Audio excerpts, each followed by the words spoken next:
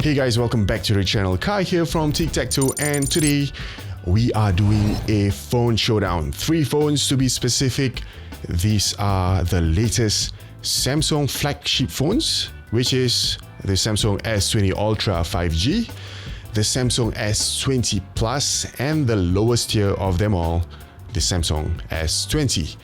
With that, let's roll it.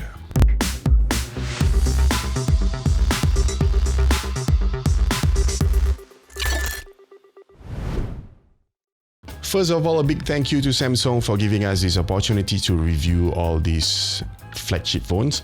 Today, we will put these phones under some scrutiny, and at the end of it, the comparison might help you to decide which of these flagship phones will be suitable for you. I mean, for an average consumer, I think it all boils down to a few factors, which, if you combine all of it, will make the decision point for you to purchase this phone or not. So the factors or tests that I will be doing today, putting all these phones under the spotlight, will be number 1, screen, number 2, performance, number 3, battery, number 4, software, number 5, camera, and of course, the price. Alright, firstly, let's touch on the subject of screen and size.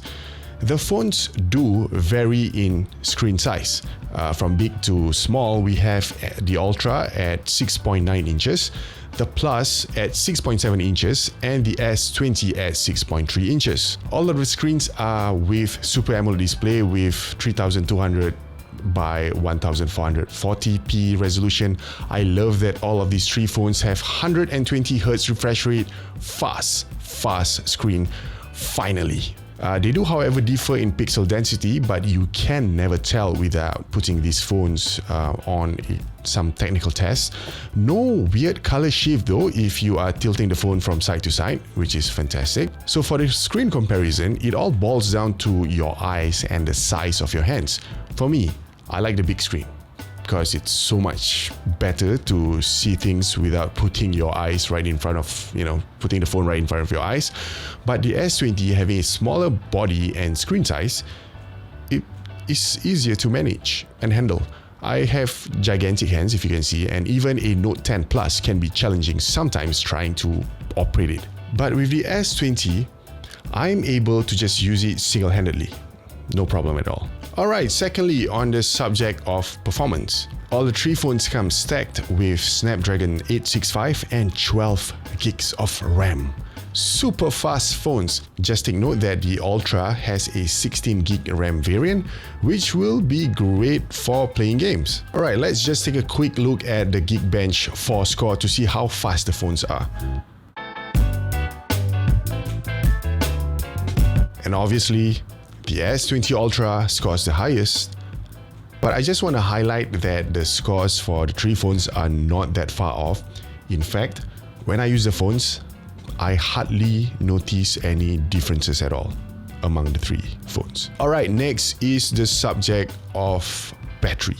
Now, the S20 having a 4000 mAh battery is, of course, the worst of the bunch. For me, it is too little. I can usually get between 7 to 8 hours before it goes flat. Not my phone of choice for battery life. The bigger sibling, the S20 Plus, has a bigger battery capacity of 4500 mAh. I'm able to get a nice amount of between 8 to 9 hours out of the phone. The elder sibling, the S20 Ultra, has 5000 mAh, and it is impressive as I am able to get almost 12 hours every time I use it. Next, on the subject of operating system. All 3 phones are running One UI 2.0 infused with Android 10 with Android 11 looming. So Android 10 is actually very awesome, and that's the thing about getting a flagship phone.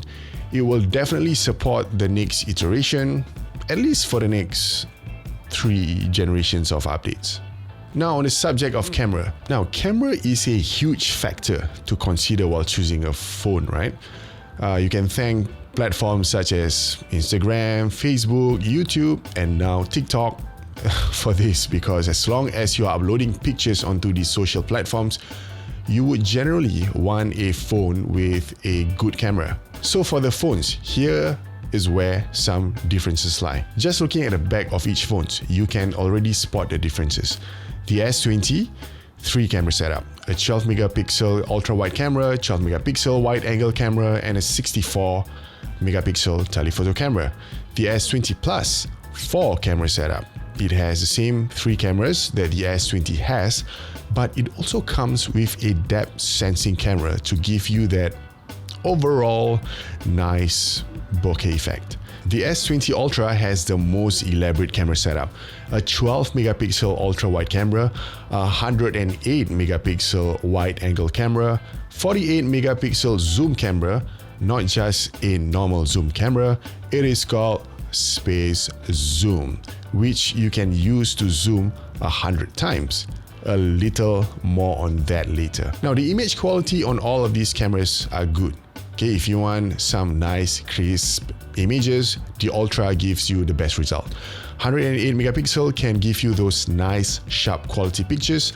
I do not want to be too technical, but the images that you take on all of these cameras are going to be good enough for social media posts.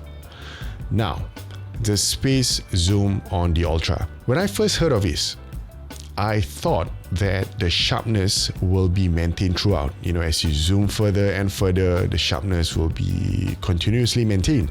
I thought there's going to be some new AI computation that will enable the resolution to be as consistent as you zoom forward or towards, but it doesn't.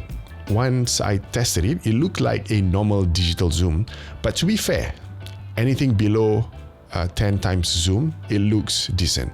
Okay, it looks usable. But the quality just degrades beyond the 10 times zoom. But on the other hand, all 3 cameras have a surprisingly very impressive video stabilization.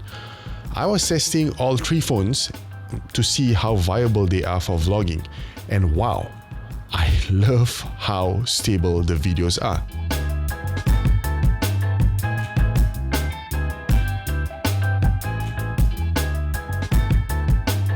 The audio pickup while you are video recording, vlogging style, selfie mode, while it is not the best, it is actually not that bad. Wow, bringing this bad boy out, which is the Samsung S20 Ultra 5G. Testing out the vlogging capabilities if you want to use this phone as your vlogging driver, right? So this is just on full HD. Video stabilization is on. Alright, and lastly, on the subject of price, it is of course, and no surprise, that the flagship phones will cost flagship prices.